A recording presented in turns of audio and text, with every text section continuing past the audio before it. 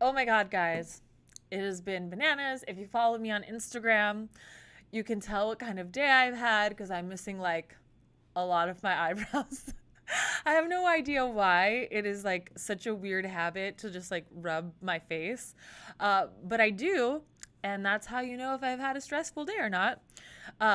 Fun and not so fun story.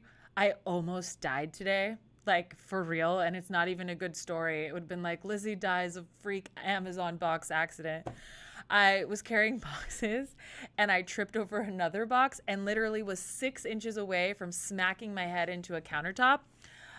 I'm all kinds of bruised. It is bananas. But so that's how my day started. And it's just been crazy with the rise in interest rates. The mortgage market is just, sometimes we see like irrational spikes in investments, irrational spikes in securities whenever there's been like a lull. So like for the last 2 weeks, there hasn't been much activity because of the holiday. And so I can't tell if that's what's happening or if there's this insane overreaction to the unemployment numbers. I know that there was some reaction to, anticipation of the Fed minutes, but I mean, it's just been a very sharp reaction to interest rates. So if you guys are like not following me on Instagram, interest rates, like the mortgage-backed security market has lost somewhere between like more than 50 basis points. I think we're literally almost over 100 basis points lost at this point.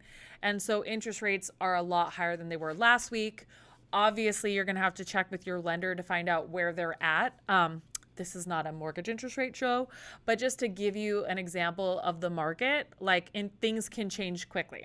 So on that note, if you are in the process of getting pre-qualified for a mortgage, it is so important that the person that you're working with anticipates changes like that. So on my team, we do what's called a qualification rate, which is typically above where the market is today, just so that we can anticipate changes and fluctuations like the one that just happened.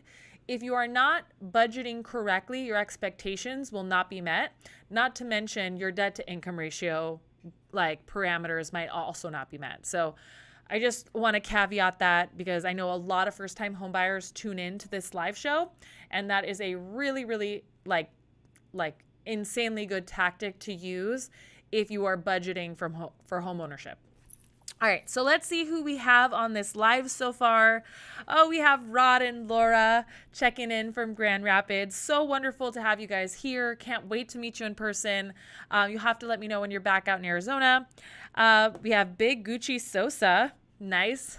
Holler from Dallas, Texas. We have Mary Mack from Memphis. We have Jen. Jen's my Jen. We have Jesus, breaking news, woman. I know. You guys, this is literally what I thought of today. I mean, randomly throughout the day, I was like, oh my God, I would die from Amazon boxes. Like, if you know me personally, I definitely love a good Amazon buy. And I would be devastated if that's how I died. Like, there's just so many better ways to die than like I was carrying my Amazon boxes out and slipped and cracked my head open. Anyway, so yes, we have Theo from Cali. We have Mrs. Thomas from Washington State. Wow, where are my Arizonans? We have Mark from Michigan. Not that I'm not appreciative for all the national like support and love. I'm just always surprised how few Arizonans I have on here. Okay, so let's go into a market update because we have some really interesting forecasts for what appreciation is going to do in 2022. And if you watch like a bunch of YouTubers, you've seen that this news is kind of scattered.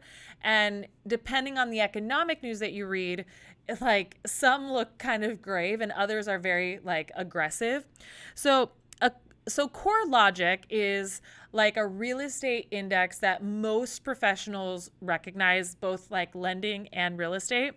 And they keep track of so many data points. One of them is appreciation, and they just released their home price index report, and basically the data is lagging. So the last data they have is from November, and they showed that home prices rose by 1.3%. Now, realize that home prices rise on a month-to-month basis. So annually, you're going to see something like in the double digits, but like month over month, you might see single digits. They said nationwide, the increase was 18% year over year. And it's the highest that appreciation has been literally since they've held the report in 45 years. Okay, so one economist thinks that housing appreciation is going to continue at the same pace that it did, but almost every single one, I didn't find a report that said appreciation would go down. Okay, and so a couple of the headlines that I think are misleading is that when news outlets are reporting values are going down, what they're talking about is the future appreciation. So the future values of homes are not increasing at the same percentage, but that doesn't mean the value of your house is going down, right? So other notable places, let's see. We had Goldman Sachs that said that they anticipate national average for gains next year at 16%.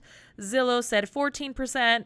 Fannie Mae was actually pretty conservative at 7.5%. But even if you think about appreciation only being in the like mid to high single digits, like assume that you have a $400,000 purchase price and the property is appreciating somewhere at 8%, right? That's still a $32,000 increase in value. And most first-time home buyers will put 5% down, have, $5,000 to $7,000 in closing costs, roughly. This is an estimate, not a quote. But assuming that that's it, right? Like that's more than 100% return on your cash investment. And an 8% return on the overall price of your home is very, very aggressive for whatever type of investment that you're making. So I just want to reiterate that I still think it's a smart money move to buy real estate. And yes, it is still going to be competitive. We are still in a seller's market. There's still not enough houses for the number of people. And if you compare it to rent, which is actually in double-digit increases, right? Sometimes, in many cases, it makes more sense. It's actually like more economic to purchase a home than it is to rent. So there we're at with what's happening in the market. So let's get to some questions, guys. Let's put some questions in the chat so that I can get to them. We also have, let's see, Theo B. We have Jose Fala. We have Diana Yescas. Oh my God, you guys, I love her. We have Abraham. Super fun that you guys joined us. Let's get some questions in the chat so I can answer them. I brought some with me that were emailed. Let's see. Theo B says, these rising interest rates will price out mom and pop landlords. What is some advice you're giving to small landlords who continue growing their portfolio? So everything is about cash flow, guys. And so when it comes to buying a home, the first thing that you have to look at is your actual budget, and then maybe change the parameters for the type of property that you're looking for.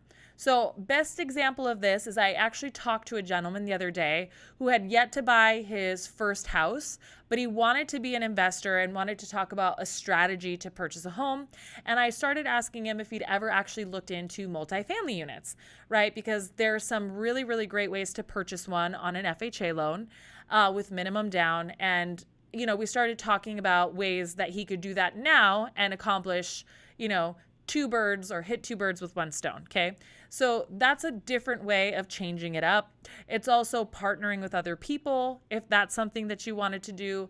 But essentially, if you're struggling qualifying because of the rate of houses, right? The house of prices, just imagine the increases in maintenance, repairs, all of those things. Those costs are also going up. So I would recommend that if you honestly can't afford the house, maybe you put your money in different investments, S&P 500, for instance. And again, I'm not a financial advisor, but there are other vehicles for you guys to get cash flow, for you guys to get a return on investment, but maybe not be real estate if you really can't afford it. Yikes. Sorry. Alrighty. All right, so Chow from Chandler, Arizona says, do you think that house prices are going up like crazy? Is it still smart to buy an investment property?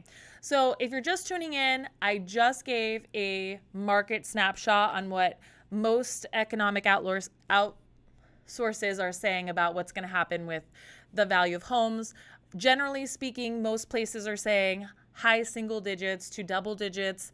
I still think that anything that can get you like more than the interest and the rate of inflation is a good purchase to make if you're wanting to know how to spend your money. So yes, now if it's something that's going to make it not cost effective for you to live, if it's going to put strains on your actual lifestyle, then no, I think that there's other investments that will get you a good return that won't cause you financial stress. Like I never think that you should buy a home at the cost of your life. All right, so Jewel says, my sister and I are considering house hacking. Can we use an FHA loan for this? Yes. So for those of you who are unfamiliar with house hacking is like you buy a primary residence, you use minimum down 3.5%. You're living in a room, you rent out the other rooms. Essentially, the rent from the other rooms pays your mortgage. Absolutely possible so long as you occupy the residence. Another house hack is like, the move up strategy, which is like you buy a house, you occupy it for a certain amount of years. Most people do 2 years to avoid capital gains. And then you turn that house into a rental and then buy another primary residence. And so lots of people do the move up strategy. Lots of people do the minimum down, rent out all my rooms strategy. In fact, my college roommate did that when we were in college, like almost 20 years ago. He owned a house, actually had his parents co-sign for it, and his roommates actually paid the mortgage payment. So great idea, especially if you are somebody who can qualify, but doesn't mind living with roommates. All right, so let's see. Andy A says, if a house value goes up $50,000 in value, how does that impact your mortgage payment? That's actually a really great question. I get asked this all the time. So nothing happens when your house appreciates, guys. Mortgage insurance is the only thing that maybe could be impacted. And so for most conventional loans, once you've paid the house down, and so paid means based off your purchase price, the house down 22%, the mortgage insurance will come off.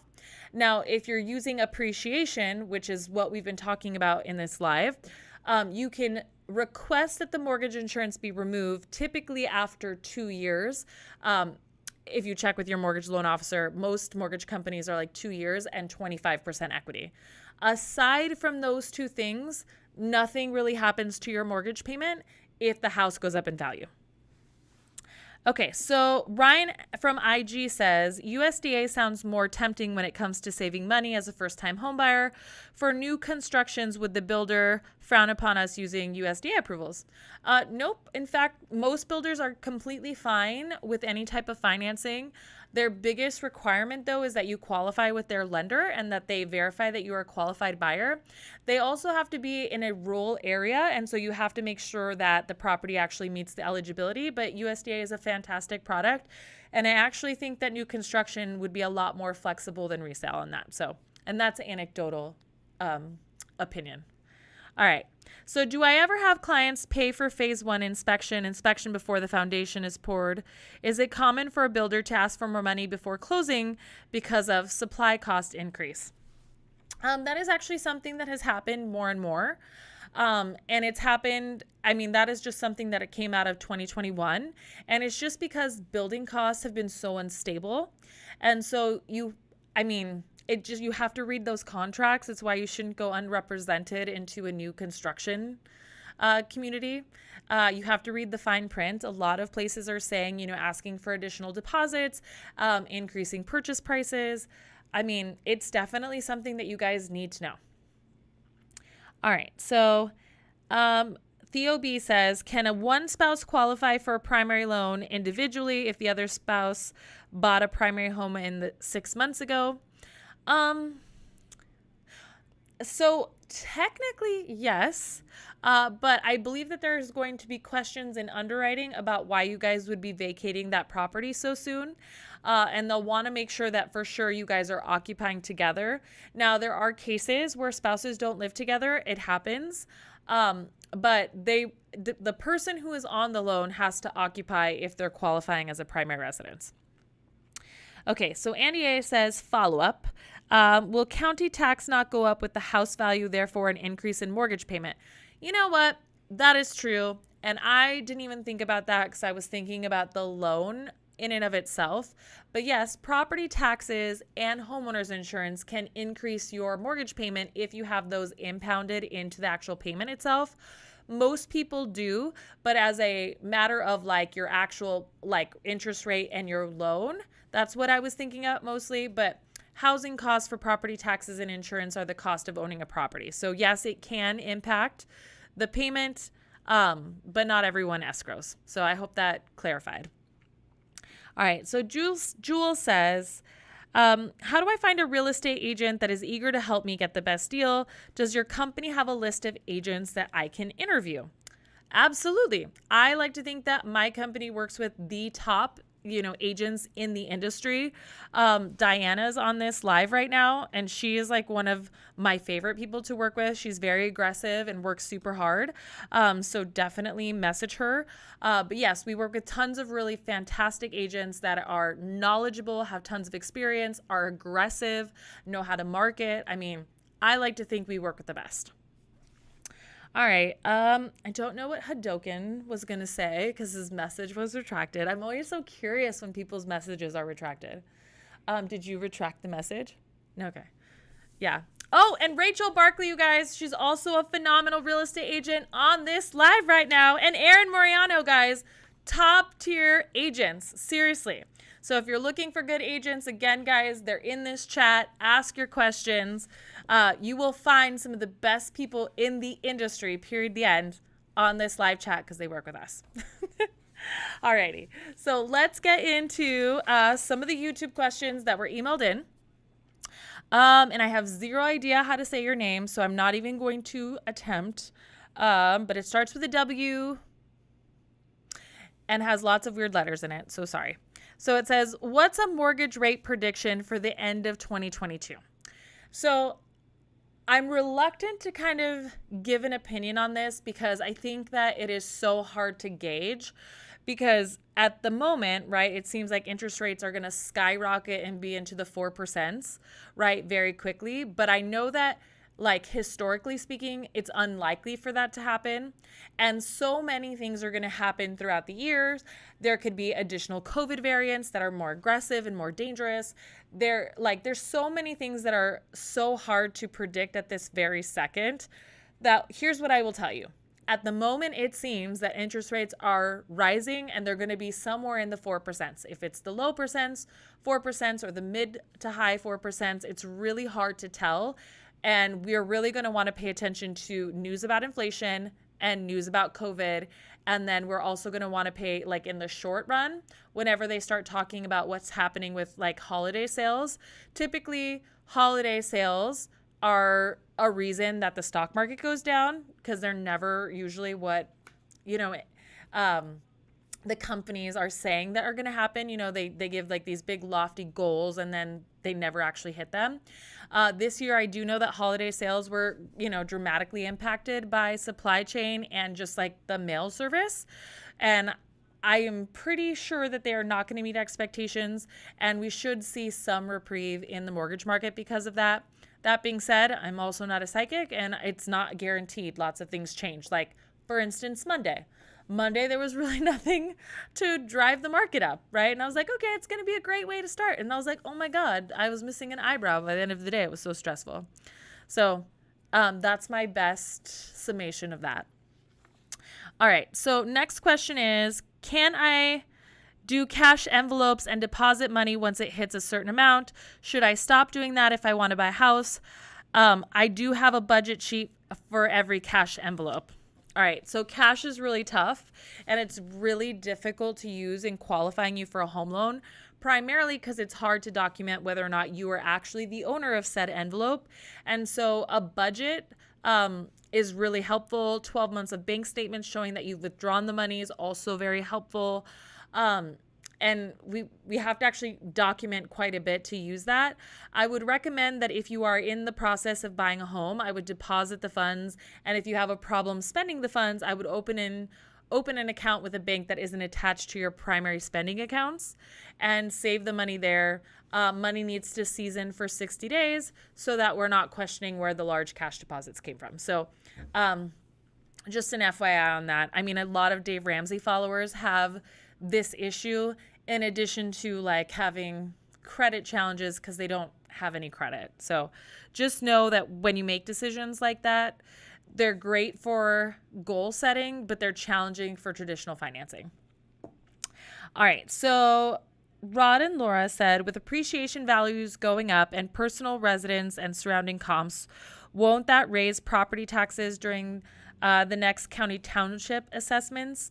So it depends on your area. So properties are taxed differently based on your municipalities, and then also they're like dramatically different state by state. In Arizona, we have like a weird assessment, and it's primarily done on like reconstruction values. So our property taxes are very low. But yes, the rising values of homes will bring up property taxes. But I haven't seen anything that was so dramatic that property taxes was the reason that somebody wasn't qualifying for the home. Now, I haven't seen every situation, and I'm not saying that that's impossible. I'm just saying I personally have not seen that yet. All right. So next question is, I'm confused about pre-qualification versus pre-approval. My friend and I have spoken to a few realtors and lenders and asked them about pre-qualification or soft credit pulls. They've all acted like those don't exist and that they must perform hard pulls to our credit scores or nothing at all. We don't want our credit scores affected if they don't have to be. How do we avoid that? So lots to unpack there. So a pre-qualification generally means that we've taken an application for you. And so we've gathered, where you've worked for the last 2 years, where you've lived for the last 2 years, income and asset information. We've run a credit report, and we can say that based on the financial information provided, that you should be able to be approved for a loan, right? So the key information there is should be able to. A pre-approval says that I can pretty much guarantee that you will be pre-approved so long as nothing changes and that you are buying within a certain parameter, right? Now, a soft credit pool, what's challenging for that for most lenders is that we cannot run our automated findings off of that. So every loan typically gets run through an automated system, either FHA, VA, conventional loans, all of them get run through this. And if you can't do that, you really can't stamp it with a pre-approval. And so most people do not want to risk their reputation on sending out a pre-approval letter for somebody that may or may not be qualified. And you may say, well, shouldn't you be experienced enough to know whether or not somebody qualifies? But I will tell you that there are certain situations that literally make no sense. Like, earlier this year, I had a client who had 720 plus credit score, was putting 10% down, very low debt to income ratio, like well under 45%. 45% is like the benchmark. And it would not score to save my life. Like nothing I did would get it to score without a cosigner or without switching it to an FHA loan, but we couldn't get him the purchase price that he wanted. And so it was really tough to be able to explain that because essentially he met all the criteria that you would Google. And so, I mean, that specific situation is enough, right, for any loan officer to not want to give you a pre-approval if you're only going to allow them to do a partial check. So I hope that helps answer your question. I do get that quite often. All right. So Jewel says, hey, I'm on your website. Is the SmartSense app free to use? And can I use it? I need something like this. Oh my goodness. I'm so happy that you asked, Jules. So it will be free, but it's not out yet. So we did a small beta sample earlier this year to get some feedback on it, and now we're currently improving the app based on the feedback that was given. We'll be rolling out another beta towards end of March, beginning of April, and I'll really be talking a lot more about that as we get closer to. It will be free for the beta, and then depending on like what it costs to actually run the app, there'll probably be like, I don't know, like a $9 charge or whatever. Curious though, if you had an app that would help you with goal setting, budgeting, setting, like just knowing what the appropriate amount is to spend on housing, right? Is that something that you would pay for? And the reason for that is because like when we connect to bank accounts and stuff like that, it actually charges us. So it can't be a totally free app without a bunch of ads. So I'm told that paid would be better than ads, but I'd love to get your guys' feedback on this. All right, so Jen says, once an offer is accepted by the seller, do I have to sign it right away? How long is the grace period so that I can complete in between process of having the inspection done, etc.? So this is a really great real estate question, and I'm hoping that either Erin, Rachel, or Diana will answer that for you, because unfortunately I'm not a real estate agent and contracts vary. But typically if you're going to do an inspection on a property, it's because you're already under contract, which means that you've signed said counter offer. But I'm going to defer back to my real estate agent expertise. So if you're on this live still, it'd be awesome if you answered that question.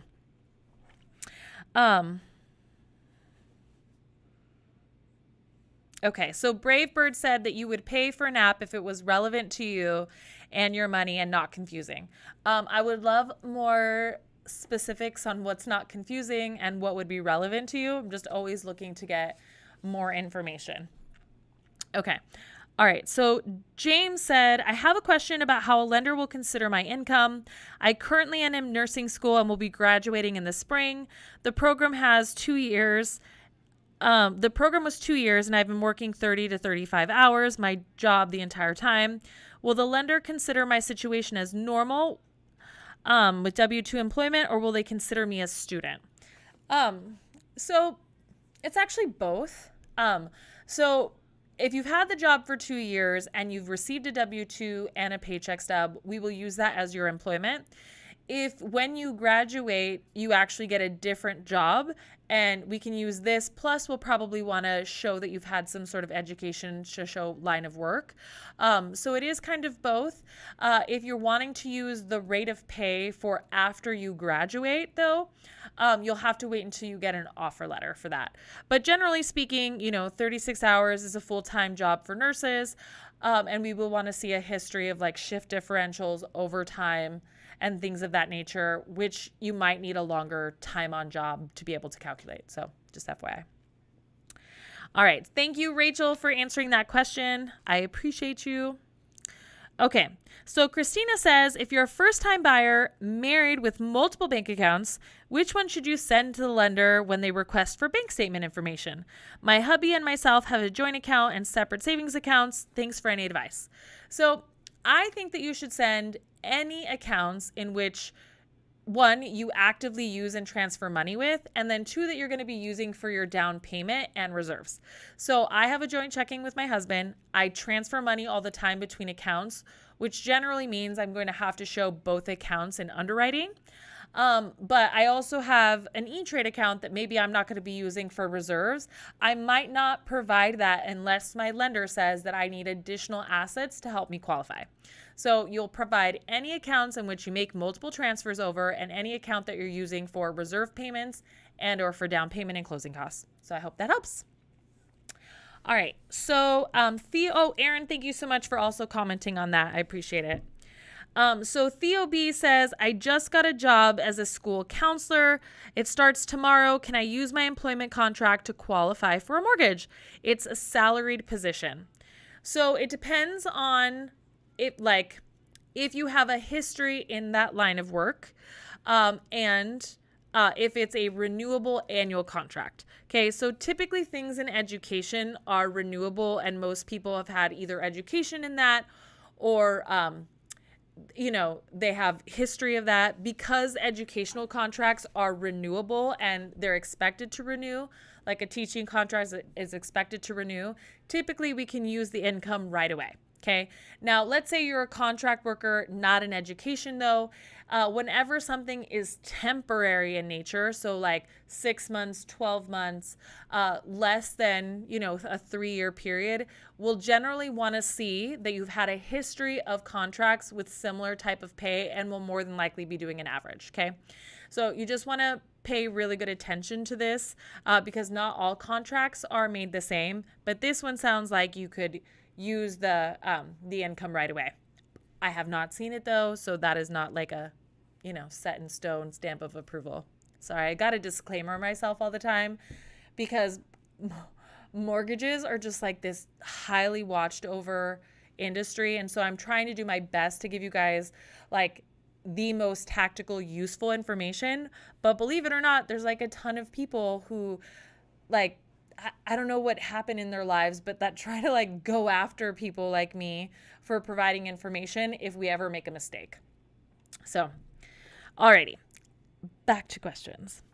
So Jorge says, is a car loan considered in my debt to income ratio if I've made 3 or more payments?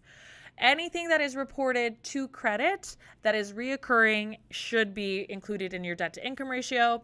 And it's credit and reoccurring. So a lot of times when we're asking you for 2 months bank statements, the underwriters are actually looking for reoccurring payments that may not be disclosed on credit. Things are like IRS debt, lien debt, payments that, for department stores or private money. And so anything that looks like it's reoccurring and has more than 9 payments to be made is typically something that will include in your debt to income ratio. So Magnetic 12 said, hi, Lizzie, I completed a deed in lieu of foreclosure in 2015. I'm looking to buy a house later this year. Will I be considered a first-time home buyer, and how will this affect buying a home? So this is a really great question. Most people do not know what a deed in lieu of foreclosure is. So back in the mid 2000s to like 2016, deed in lieu of foreclosure were kind of quite prevalent, along with foreclosures and short sales. And basically what it means is that you've agreed to the bank that you're going to go ahead and return the keys to them, that you're going to return the property to them unharmed for like a deed in lieu of foreclosure. So you're giving them back the deed, they're taking back the property, and they're not foreclosing.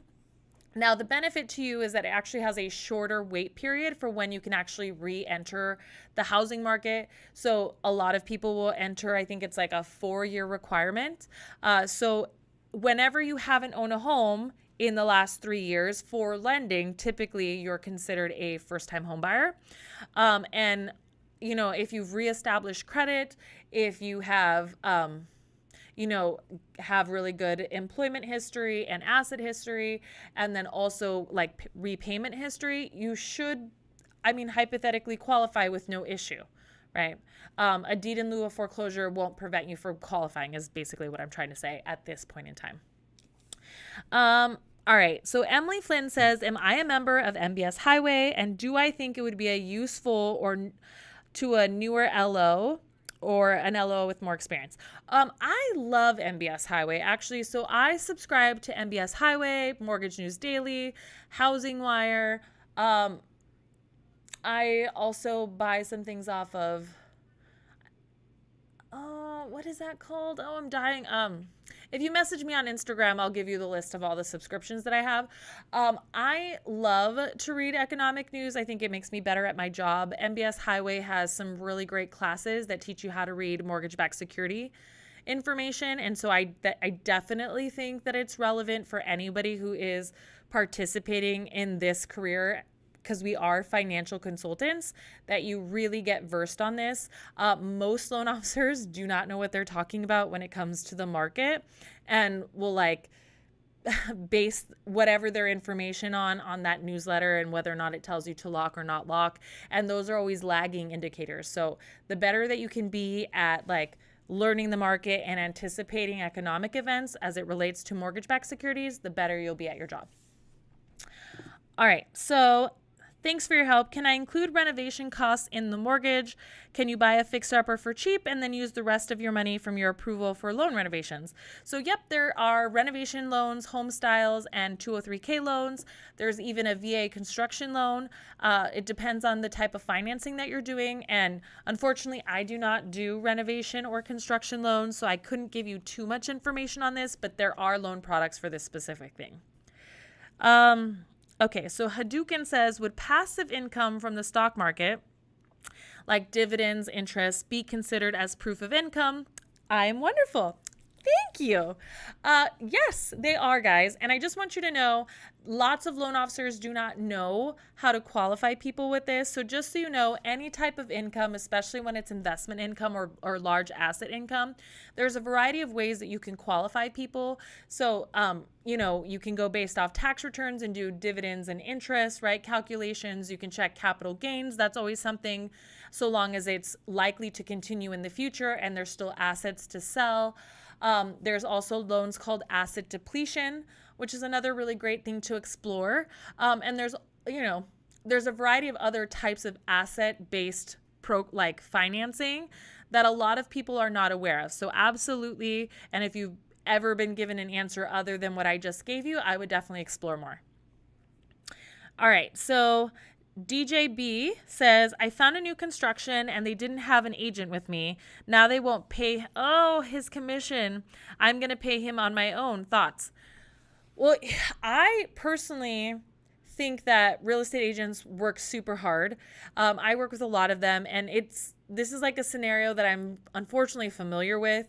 And so I think it's awesome that you're agreeing to pay them out of pocket. I think that's like the right thing to do, especially if they've worked hard for you and shown you properties.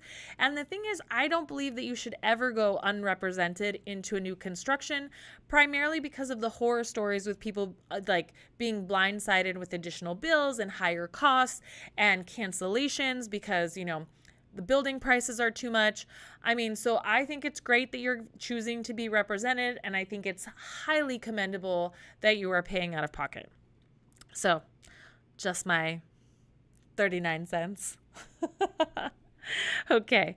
So, all right. So back to questions here, guys. Get them in the chat if you want me to answer them. I'm going to continue on the emailed questions. Oh my God. I literally just saw my face, Zeke, on this. The camera's too clear. like this is too good of quality. I'm like, you can really see the missing eyebrows. It's like, I just want you to know. Okay, so Morgan Riley says, what are my thoughts on online mortgage companies? What separates you from these programs? All right. Here's the deal.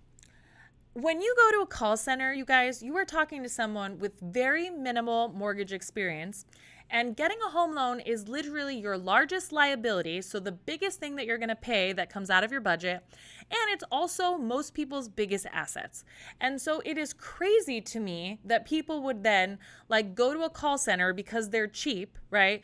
And expect that they're going to get the same great service, the same great advice that they would get from somebody who's going to work different scenarios, figure out the most cost of ways to get you into a home, best strategies for getting your offers accepted, and are going to look at the long-term implications of the program that you choose.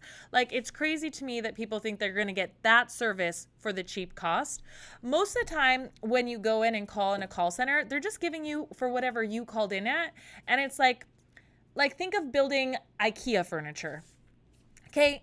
It looks great in the photo, but we all ended up with wobbly tables. Okay. So I just think that it's crazy, and you get what you pay for. You gotta, if you're gonna go with online like shopping, I also want you to ask them like how responsive they are. Are they available on weekends? Do they know your state's forms? And can they close in a reasonable time frame? Many of these banks, guys, are anywhere between 6 to 9 weeks in processing loans, and most contracts are like under 30 days. So I have so many thoughts on this, like so many, but anyway. And also, do you think that you're going to talk to somebody at a call center who gives this much, like, who cares this much about your loan? Like, seriously. Like, you're not. There we go. Girl, my eyebrows are fine. Yeah. Okay. So Abe says, "Hi, Lizzie. Hi." Yeah. I mean, I don't hate IKEA, but I've been greatly disappointed. And also, like, putting together that effing furniture with a little L wrench, it's like, seriously? I'm like, seriously. All right. So John asks, is buying a manufactured home the same process as buying a traditional home? Yes and no. So it can be, but there are a lot of things that you have to be aware of on a manufactured home that you wouldn't necessarily be concerned with if you were buying a regular site-built home. And things are like age of the property, is it affixed, has it been moved, or is there additional construction made to the unit? You'll have to have an engineering cert. You'll have to make sure that it has HUD plates. And so there's some additional hurdles to getting it qualified from a property perspective. Now, in terms of your loan, right, it's the same requirements that you would have if you were buying a site-built property, income, assets, credit. But the property, definitely, there's some additional hurdles that you'll have to check. We do lots of manufactured homes, guys, just so you know.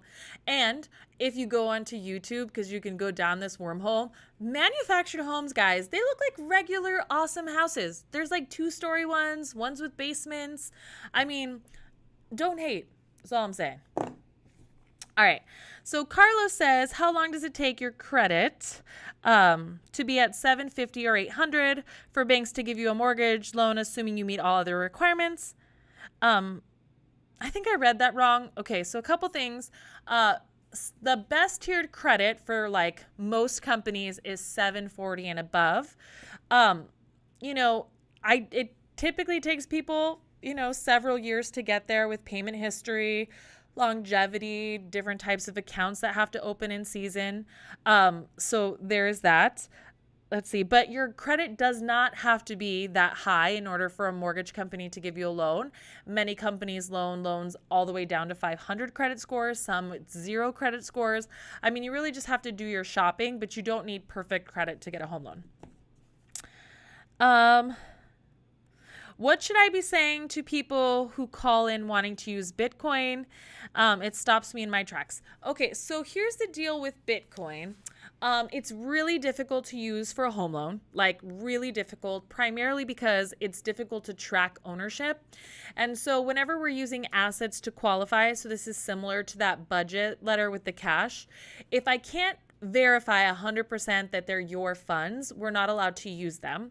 Now, if somebody is wanting to use like Bitcoin to pay for a house in cash, I mean, that's a completely separate topic. I mean, they just have to liquidate the funds and then pay cash. But if they're planning on using it for down payment funds or for reserve funds, my best recommendation is to liquidate the funds and have them season in your account. There are places like Robinhood who do a good job of showing people's ownership in Bitcoin. And I did get a loan done recently with that, but it is just generally pretty hard. So I hope that helps answer your question. And if not, we could talk offline.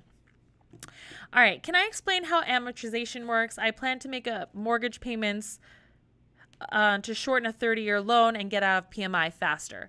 Yes. So mortgage loans are amortized, meaning that you pay interest on your principal balance, and that is broken down over a course of time. So typically 30 years is the average. People do 20, 15, 10-year mortgages too.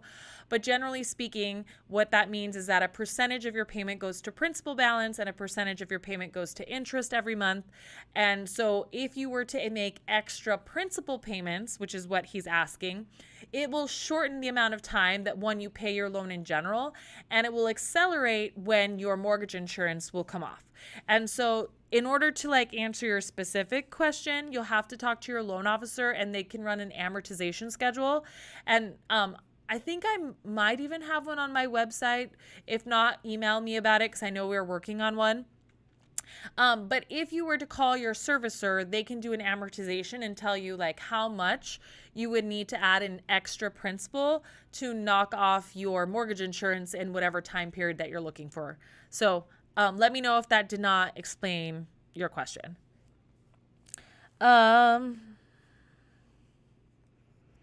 Okay. So it says, hi, Lizzie, are cluster homes a good investment resale wise? It's such a tough market and cluster homes are really nice. Want to make sure we're making the right decision for me. So when it comes to homes that are like tight together, I think that we're just going to see that more and more just because land is so scarce.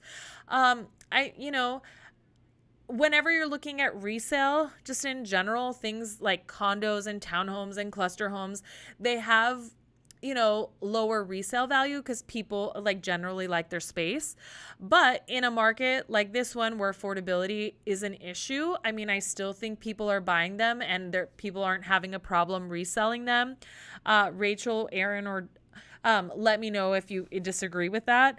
But I do think that they're a good investment. Obviously, working with an experienced real estate agent who can guide you on what the zip code has done, what the historical neighborhood has sold at, like those are things that are going to help you make that decision.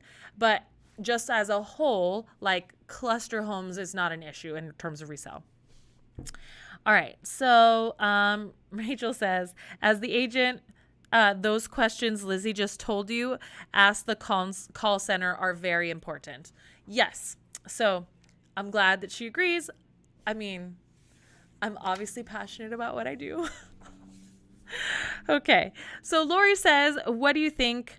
I'm hoping I can be the exception for the rule for bankruptcy waiting period.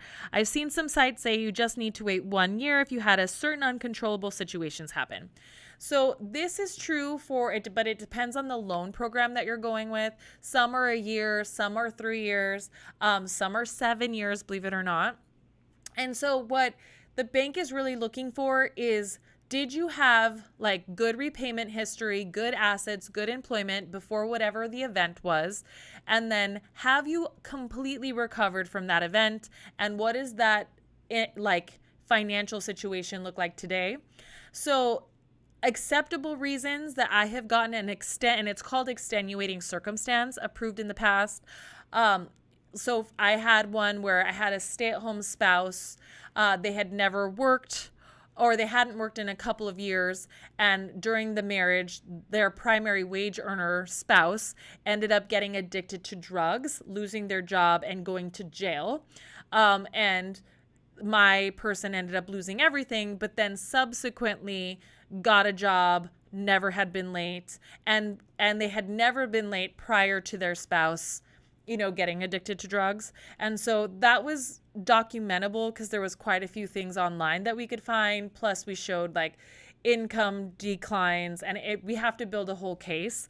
And so if you're willing to put in the work, right, and you're willing to show like what happens, and you're willing to work with somebody who cares and knows what an extenuating circumstance are, you could totally be. Other acceptable reasons are like death of a wage earner, serious severe illness that you've recovered from, natural disaster like Hurricane Katrina was one of them. So like it just has to be an event. I don't know why I'm having a hard event. Sounds like a weird word to me right now. That is outside of your control, not caused by you. So people get confused because like they think a divorce is outside of their control. That's not typically seen as one. Or like you quit your job, you decided to become unemployed. Those are just not reasons, okay? You didn't manage your debt well. Like they're all unfortunate situations, but it has to be beyond your control. All right. Let's get some more questions in, guys. We have about 10 minutes left, and I want to make sure that the people who showed up here get all their questions answered. And guess what? I've like finally making it through these emails. I don't think I've made it through these email questions in such a long time. Okay, so Widget says, my credit scores came back to 690. Is this bad? How do I improve it ASAP? Well, 690 is definitely qualifiable. I don't know your full financial situation and have not seen your credit report, but quickest ways to improve credit are making sure that your balances are paid under 30% of the limit, making sure that you settle and or try to delete like collections. Medical collections are a pretty, um, great place to start. Um, you know, if it depends because I haven't seen your credit, but sometimes if you know that like a credit account that's maybe newer, my age, like 6 months is a good time period, 12 months is a great one, 24 months is an even better one. So just knowing like when you opened up accounts, like can something age longer? But generally speaking, proportions of balances is like the quickest and fastest way to raise someone's credit score. All right. So let's see here. Sam says, any advice for a first-time homebuyer who works in the service industry, bartender or server? Income is mainly tips. Yes, my number one tactic is to report all of your tips. I cannot tell you how many people do not report their tips when they work in the service industry, and their incomes are way higher than what they report, but we can only go off of what you pay to the IRS. And this goes for, self-employed borrowers, people who pay who get like a 1099 in addition to their W-2 work. You really just do want to claim what you've made. And so that's my best thing. The other thing is too, it's like making sure that you're consistently depositing your tips and not making huge, large sum cash deposits. Consistent cash deposits when you work in an industry where you get paid cash are not like, we're not really questioning those because we expect that with your employment. But it's hard when you've been saving like $20,000 of cash at your house and then you go and deposit it. Okay. So those are things that'll be helpful to you. Now, let's say you can't qualify for traditional financing. Another thing that you might want to look at is getting what's called a bank statement loan. So asking, a loan officer about that, and then or seeing if you can qualify with another person in case the reportable income that you have is not enough. So there's that. So Carlos says, can I use a loan from those high interest lenders as a down payment for a house? Woo! Fun fact, you cannot borrow money for your down payment unless it is secured to an asset. Okay, so you can take out a home equity line of credit on an investment property to use as a down payment. You can borrow against an auto loan, but it has to be attached to a physical asset. You can't just take out a personal loan to use as a down payment. It's not allowed. Oh my goodness, you guys, the Javier Vidana just gave us a super chat for $19.99. That will be going to ASA now. If you guys have not checked out his channel, you should. He's amazing and is a really great wealth of knowledge. He says, hello, can you confirm you got my carrier pigeon? I sent my client's recent loan application on it. Oh, I love him. He's so funny, guys. And he's also an incredible real estate agent that we are lucky to partner with. I think I laughed too hard at that. I don't know. It's been a day. I'm missing eyebrows. You guys, it has literally only been 3 minutes since I said it was going to be like, put in your questions. That felt like 15 minutes. Is this working? Alrighty, let's get one last question in here, and I'm going to answer one last question from here, and then we will call it a night, guys. Thank you so much for joining me. And if you haven't already, please don't forget to like this live and go ahead and subscribe to the channel if you have not already, and check out my latest market forecasts. All right, so Tom says, I'm a first-time homebuyer looking to purchase a condo. I've been divorced for 25 years. Would I need to show my divorce decree when I visit my loan officer? So I'm going to say, for the most part, I don't believe that you will have to disclose this. Now, whenever it gets tricky is that not everyone's divorces are like final when people finalize them. So sometimes like I'm helping a gentleman now who's been divorced for more than a decade, but he still has joint ownership with real estate. And so unfortunately, I still have to show that divorce decree literally a decade later. Sometimes people with child support have to show them. 25 years is a long time. So I mean, I'd have to check on the scenario, but no. And I know you also mentioned that you were purchasing a condo. Guys, condos are a really, really great, affordable option when it comes to buying a house right now. But things that you have to make sure of right now, a lot of people are saying that they will not accept FHA loans on condos. If a condo is doing a bunch of conventional financing, I would ask your agent to advocate for a single unit waiver, right? If FHA is an option for you. And the other thing is you want to make sure that you tell your loan officer to order that condo questionnaire as soon as possible. And if you do not have an answer on the approval of the property within 2 weeks, like light them up, like bug them all the time. It takes a while, but those are the types of things that will cause you headaches on a condo if you don't catch them soon enough. All right, so Looney says, Happy New Year's, Lizzie. So do you think the new color trend for rehabs will be light colors or darks? My personal preference is light colors, but I have seen actually a lot of wood, like actual like wood cabinetry now that's going in. And so that's what I'm saying. Honestly, I'm not 100% sure. I wish I was cool enough to know design trends. But if you look up this gal, Brittany Simon, and it's Britany,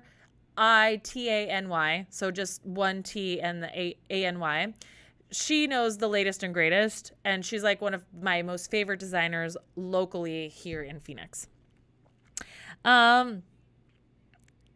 Oh, good. So Julia says she just found me, just got a pre-approval from watching Javier's channel.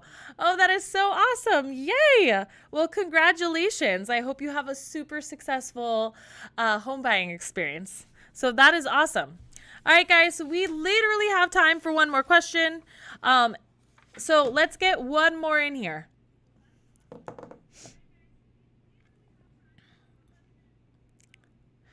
I'm going to wait for the question. Last time I said I was going to end it when no one posted it in like 2 minutes, and then I had like 4 and then ended it.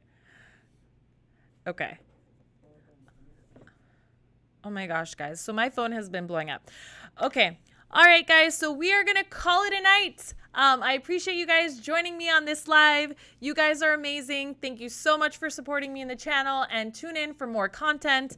I appreciate you guys.